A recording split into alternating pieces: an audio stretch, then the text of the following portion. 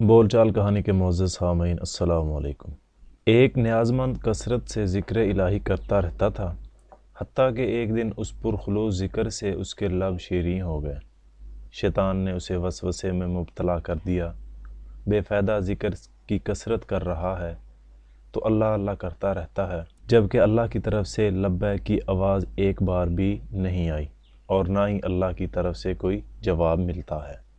پھر یک طرفہ محبت کی پتنگ بڑھانے سے کیا فائدہ؟ یہ ایک بات کی دلیل ہے کہ تیرا ذکر الہی اللہ کے ہاں مقبول ہی نہیں۔ شیطان کی ان پرفریب باتوں سے صوفی نے ذکر کرنا چھوڑ دیا۔ شکستہ دل اور افسردہ ہو کر سو گیا۔ آنکھ سو گئی اور قسمت جاگ گئی۔ عالم خواب میں دیکھا کہ حضرت خضر علیہ السلام تشریف لائے اور انہوں نے دریافت کیا کہ ذکر الہی سے غفلت کیوں کی؟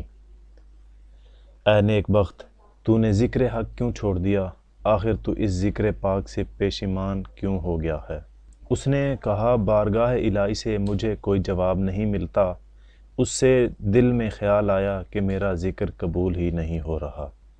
حضرت خضر علیہ السلام نے فرمایا، تمہارے لیے اللہ عز و جل نے پیغام بھیجا ہے کہ تمہارا اللہ تعالیٰ کے ذکر میں مشغول ہونا اور دوسرا تمہارا پہلی دفعہ اللہ کہنا قبول ہوتا ہے، تب دوسری بار تجھے اللہ کہنے کی توفیق ملتی ہے، اور تمہارے دل میں یہ جو سوز و گداز ہے اور میری چاہت، محبت اور تڑپ ہے، یہی تمہارے ذکر کی قبولیت کی نشانی ہے۔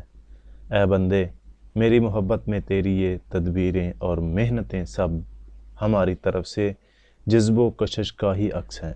اے بندے، تیرا خوف اور میری ذات سے تیرا عشق میرا ہی انعام ہے، اور میری ہی مہربانی و محبت کی کشش ہے کہ تیری ہر بار یا اللہ کی پکار میرا لبیک شامل ہوتا ہے۔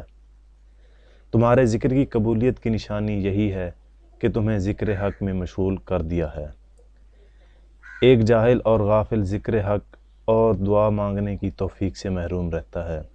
اللہ عز و جل کے ذکر کا اجر خود اس ذکر میں ہی پوشیدہ ہوتا ہے۔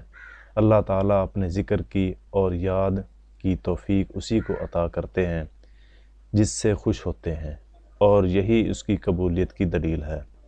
اسی لیے کہتے ہیں، نیکی کرنے کی توفیق بھی اللہ ہی دیتا ہے۔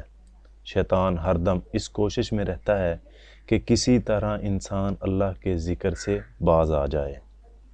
والسلام۔